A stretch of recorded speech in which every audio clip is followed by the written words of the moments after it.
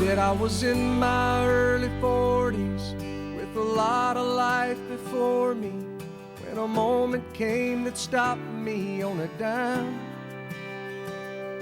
I spent most of the next days looking at the x-rays, talking about the options. Oh, my granddaughters. What else or where else could I go that has all this? Please take those words with you today. Keep your families close. When you get that kind of news, man, what you do? And he said, I went skydiving, I went Rocky Mountain climbing, I went 2.7 seconds on a bull named Blue Mansion. Ooh, I've never been here before, but it's hot as hot. But it's nice to see all these people that like to live here or live here still, and me. And he said, someday I hope you get the chance to live like you were dying.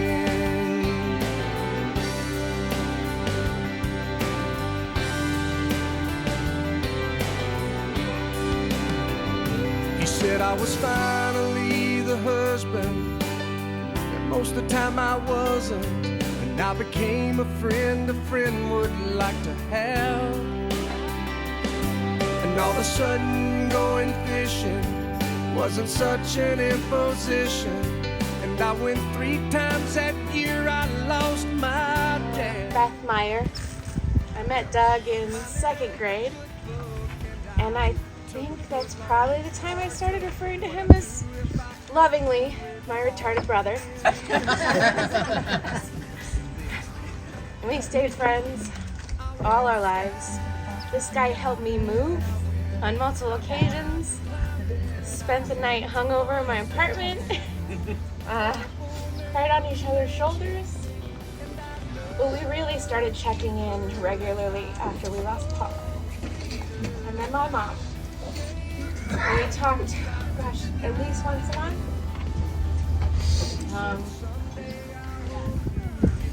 And so please share all the great memories today with us.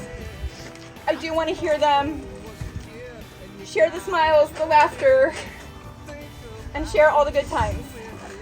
So please, whoever would like to share, please come up and please share with us. You know, I spent a lot of time on this property, motorcycles for days, paintball guns.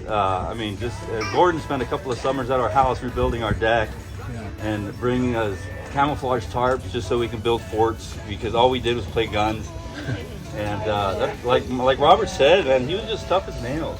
You know, I remember Brandy one time threw him out of the pool. He landed on his arm. We thought his arm was broken. We spent the rest of the day trying to splint it. And I remember watching Die Hard here for the first time when it came out in the 80s. And I just thought it was the awesomest movie. It was one of the movies our parents didn't let us watch, so we had to watch it here, you know, and I just remember, you know, we used to tape plastic guns to our backs with duct tape because we thought we were Bruce Willis, you know, and we'd run around all summer without shoes and no shirt, and Dougie, I'll always remember him. Thanks, Gordon. Well, this is Robert, everybody, and I grew up with Dougie and Brandy and Chris, and we live right across the creek right here, and you're right about him being tough, man. Everybody used to yell at Doug. Yeah. And then and I could hear it right across the creek, but man, I remember in the swimming pool here, and I remember his brother just grabbing him and dunking him, and I was like, he's gonna be a SEAL for sure. he would come up grasping for air, and then he'd go down again. Chris, you probably made him really tough, man. But you know that guy.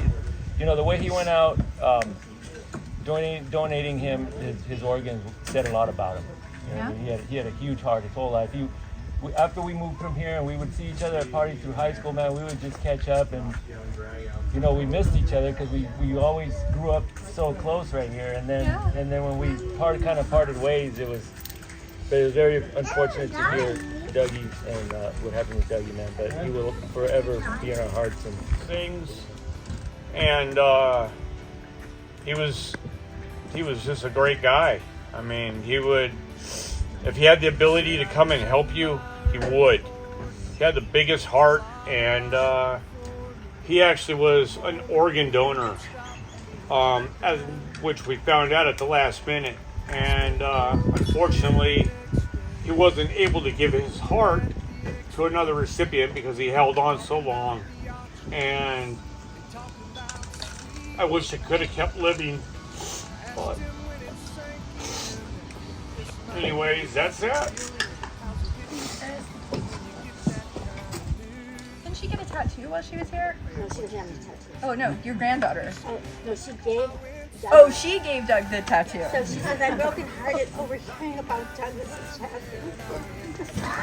I always thought I'd get the chance to see him again someday and share another laugh, just like we did the last time I saw him. It was about 10 years ago when I last met him, and he told me he had the impression I was a stuck-up San Francisco chick, and was pleasantly surprised to find out it wasn't me. My daughter is so earthy. She rides a motorcycle, has no tattoos, only one pierced earrings when she was 2 months old, and that's the body art she had on her.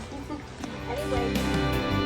He said I was finally the husband.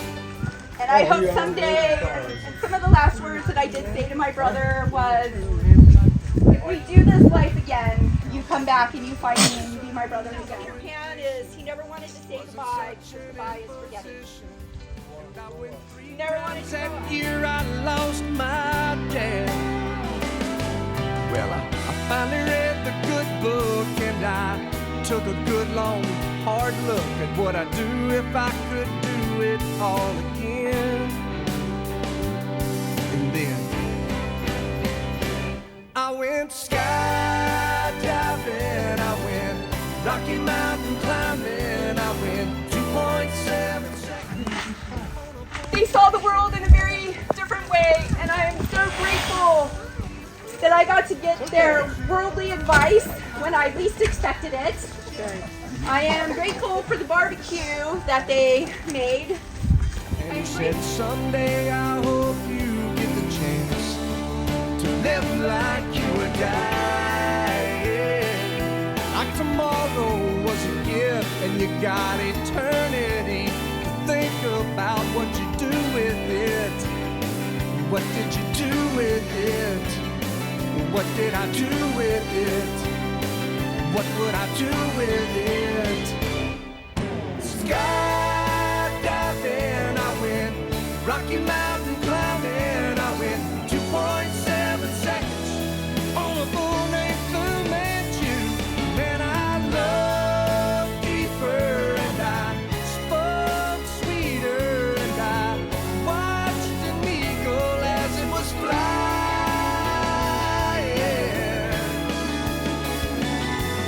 Said someday I hope you get the chance to live like you were dying.